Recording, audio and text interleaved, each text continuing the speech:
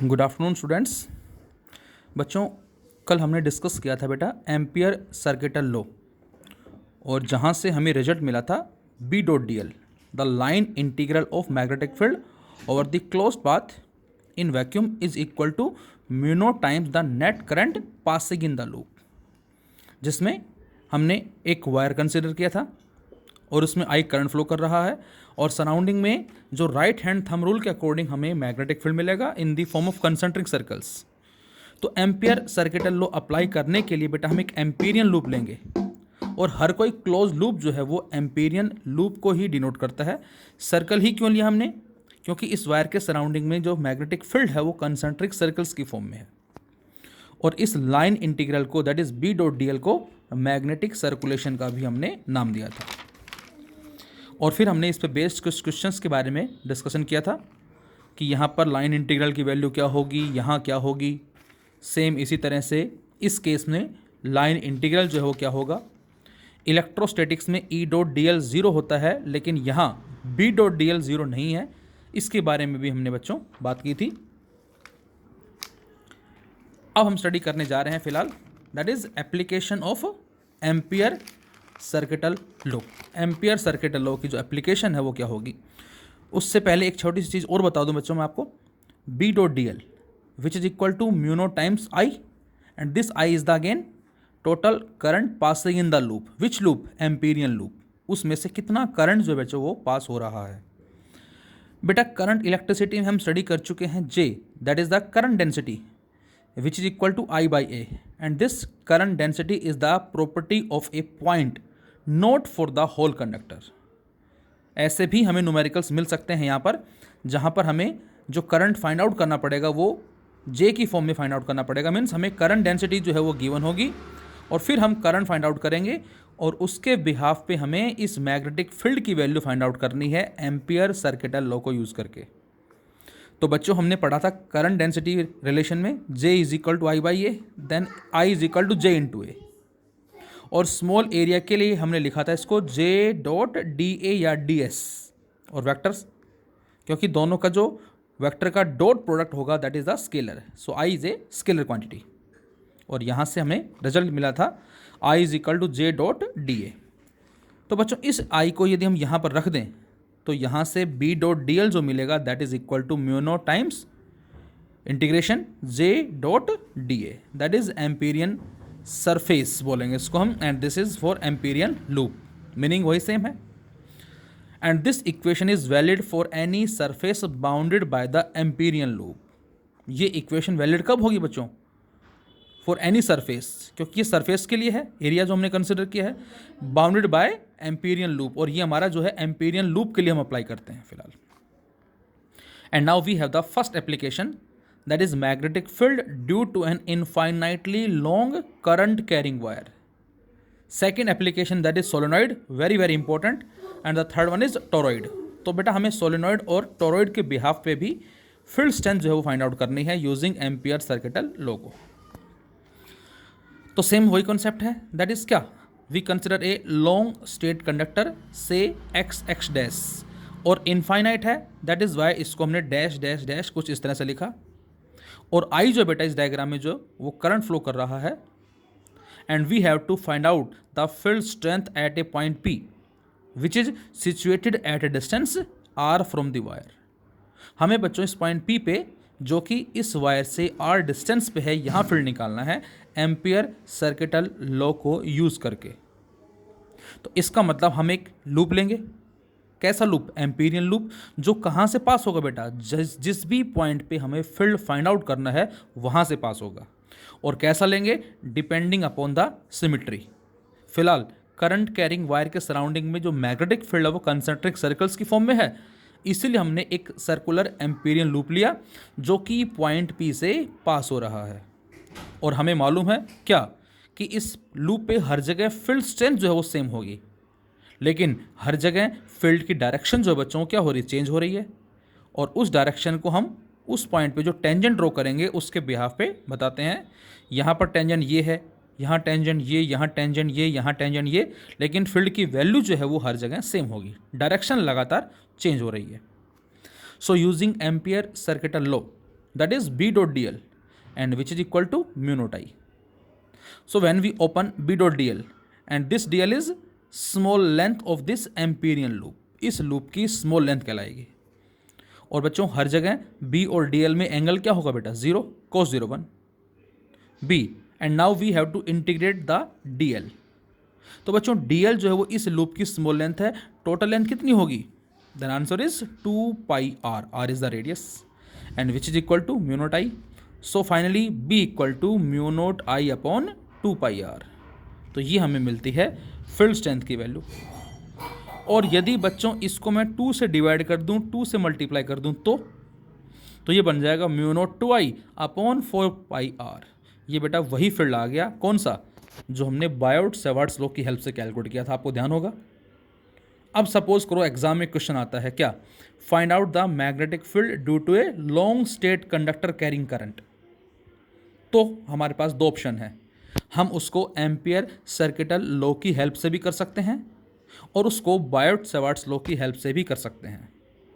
लेकिन यदि वहाँ लिखा हो साफ साफ क्या, find out the magnetic field due to a long straight conductor carrying current using Ampere circuital law, तो उस केस में हमें इस कॉन्सेप्ट को यूज़ करना पड़ेगा, या फिर यूजिंग बायोट सेवार्ट्स लॉ, तो फिर हमें उसी कॉन्सेप्ट को यूज़ करना होगा।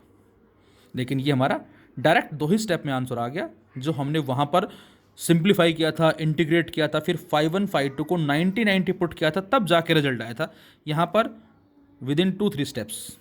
So this is the magnetic field due to an infinitely long current carrying wire. अब बच्चों वायर हमारा है और इस वायर के सराउंडिंग में जो मैग्नेटिक फील्ड है वो कंसेंट्रिक सर्कल्स की फॉर्म में कुछ इस तरह से, इन दिस वे ये हो गया, ये 0.5 सेंटीमीटर, ये 0.5 सेंटीमीटर, ये 0.5 सेंटीमीटर, ये 0.5 सेंटीमीटर। तो इन पॉइंट्स पे हर जगह फील्ड स्ट्रेंथ क्या होगी, सेम होगी। तो यदि हम इन सभी पॉइंट्स को ज्वाइन कर दें तो हमें एक सिलेंड्रिकल शेप नजर आ रही है। सो वी कैन से क्या, it tells that the magnitude of magnetic field at every point on a circle of radius R with wire along the axis is same. It means the magnetic field due to current through infinite straight wire has cylindrical symmetry. तो इसकी जो symmetry होगी बच्चों वो हम बोलेंगे cylindrical. अब बच्चों इसके ऊपर बेस हमारा बड़ा ही अच्छा क्वेश्चन है। क्या, हमें एक वायर गिवन है जिसका एरिया ऑफ क्रॉस सेक्शन जो हमें पाई आर स्क्वायर जो हम कह सकते हैं, और उसका जो रेडियस है बेटा वो हमें ए दे रखा है। Diagram shows a long straight wire of circular cross section having radius a carrying a steady current I, और इसमें स्टेडी करंट चल रहा है I. This current is uniformly distributed across this cross section. ये बात जरा देखें कि ये जो करंट है बेटा इस पूरे क्रॉस सेक्शन पे क्या हो रहा है, यूनिफॉर्मली डिस्ट्रीब्यूट हो रहा है ए इन दिस वे, यहाँ से यहाँ से यहाँ से यहाँ से यहाँ से, क्योंकि इस पूरे में ऐसे छोटे छोटे 1 2 3 4 5 6 7 एंड सो ऑन ऐसे बहुत सारे स्मॉल स्मॉल हैं। तो इस पूरे के कोरस्पॉन्डिंग कह रहा है क्या, this current is uniformly distributed across this cross section and we have to find out the value of magnetic field in the region R less than A and R greater than A। बच्चों इस बात का मतलब क्या है, हमें एक point consider करना है यहाँ, और जो पॉइंट हम लेंगे मे बी P Q जो भी लेंगे हम, उसका डिस्टेंस हमने क्या माना, सपोज करें R माना, और वो जो R है वो इसके रेडियस से लेस है। इसका मतलब वो पॉइंट हमें कहीं इसके अंदर एज्यूम करना पड़ेगा, यहाँ कहीं इस तरह ये कह सकते हैं आप ये। और सेकंड केस में r is greater than a, greater than a का मतलब हमें वो पॉइंट बाहर मानना पड़ेगा कहीं, ये इस बात का मतलब है। तो पहले हम जरा यही करते हैं बाहर वाला case first, when r is greater than a. तो बच्चों ये वायर हो गया हमारा, और हमने पॉइंट जो पी लिया है वो बेटा वो बाहर माना इसके इस सेंटर से, जिसका डिस्टेंस क्या है आर है, and this r is greater than a. और अब हमें इस पॉइंट पी पे फील्ड निकालना है। तो हमें पता है क्या, इस वायर के सराउंडिंग में जो फील्ड है वो कंसेंट्रिक सर्कल्स में होगा, और इसीलिए हमने एक एम्पीरियन लूप कंसिडर कर लिया जिसको मैंने L1 का नाम दिया है। And this loop passing through the point P at a distance R which is greater then A। सो अब मैं आपसे कहूँ ये बताओ बेटा इस लूप में से कितना करंट पास हो रहा है, तो आपका आंसर होगा सर सारा पास हो रहा है। कौन सा, जो इसमें से जा रहा है, क्योंकि इस लूप में टोटल ये पोर्शन आ रहा है, जिसका area of cross section pi square है। तो इसका मतलब इस एम्पीरियन लूप में से सारा का सारा current as it is pass हो रहा है, जो यहाँ से आ रहा है कितना I. So we can directly write B dot D l equal to mu naught I, and when we open B dot D l, B d l cos theta. यहाँ डी एल क्या होगा बच्चों, डी एल हमने उसी तरह से मान लिया, इस स्मॉल पोर्शन की लेंथ है, और यहाँ जो हम टेंजेंट ड्रॉ करेंगे वो टेंजेंट हमें देगा डायरेक्शन किसकी, मैग्नेटिक फील्ड की। और ये दोनों हर जगह क्या मिलेंगे बेटा हमें, ये दोनों हर जगह में दैट इज पैरेलल मिलेंगे। So angle is 0 cos 0 1 and the integration of D L is 2 pi R and which is equal to mu naught I.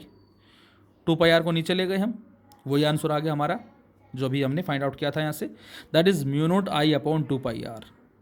So we can say this is the field strength and this field is inversely proportional to R. ये field क्या आ गया बच्चों, inversely किसके है बेटा, are के। Are distance मतलब जितना हम इस पॉइंट पी को और ऊपर ले जाएंगे वैसे वैसे फील्ड जो है वो क्या होगा, डिक्रीज होता चला जाएगा। अब इसका सेकंड पॉइंट बड़ा इंपॉर्टेंट है बच्चों, ध्यान से देखेंगे सभी।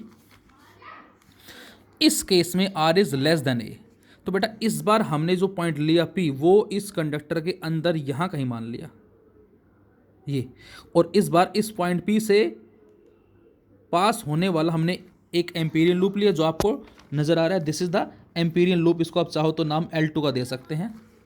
तो बच्चों पहले डायग्राम में और इस डायग्राम में क्या डिफरेंस है, तो आंसर है पहले डायग्राम में एम्पीरियन लूप ये था दिस, और इस बार ये है।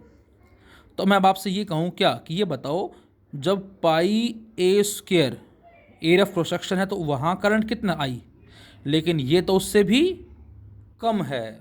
इसका मतलब ध्यान से देखें, यहाँ पर जो है इतना इतना हिस्सा आ रहा है जिसका रेडियस हमने क्या माना बेटा, आर, और इसका ये इतना यहाँ से यहाँ तक पोर्शन है, और इसका जो एरिया ऑफ क्रॉस सेक्शन होगा वो कितना होगा, पाई आर स्क्वायर। तो बच्चों यहाँ इस सेंटर से लेकर और यहाँ तक रेडियस हमने आर ले लिया, और इसका area of cross section pi are square होगा। क्या इसमें करंट आई है, तो आंसर होगा नो। करंट आई जो हमारे पास वो कहाँ पर है, तो इस बार जो हमारे पास करंट आई जो है बेटा वो पाई ए स्क्वायर में है, पाई आर स्क्वायर में उससे कम करंट हम कहेंगे यहाँ से। तो इसका मतलब करंट यहाँ पर आई नहीं है जो पहले था, तो कितना है, से आई डैश। तो इस बार इस एम्पीरियन लूप को कितना करंट जो कट कर रहा है या कितना करंट पास हो रहा है तो हमने आई डैश मान लिया। तो अब जब एरिया हमारे पास area of cross section pi a square है तो करंट कितना है बच्चों, तो करंट आई है बेटा। जब यूनिट एरिया है तो करंट कितना होगा, आई अपॉन पाई स्क्वायर, और जब pi are square area of cross section है तो करंट कितना होगा, जो हम एक एक नियम के जो क्वेश्चंस करते थे छोटी क्लासेस में। 100 रुपये में आम आते हैं 5, 10 रुपये 1 रुपये में कितने आम आएंगे, और 50 रुपये में कितने आम आएंगे। उसी तरह का कॉन्सेप्ट हमने लगाया यहाँ। पाई ए स्क्वायर जब एरिया ऑफ क्रॉस सेक्शन है बेटा तो करंट आई है, 1 है मतलब यूनिटी है तो आई अपॉन पाई स्क्वायर, और जब pi are square area of cross section है तो करंट कितना, तो उस करंट को हमने आई डैश मान लिया।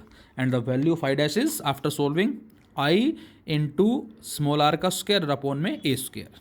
ये हमारा आ गया क्या, this is the current enclose by the Amperian loop. ये वो करंट आया जो एम्पीरियन लूप को कट कर रहा है।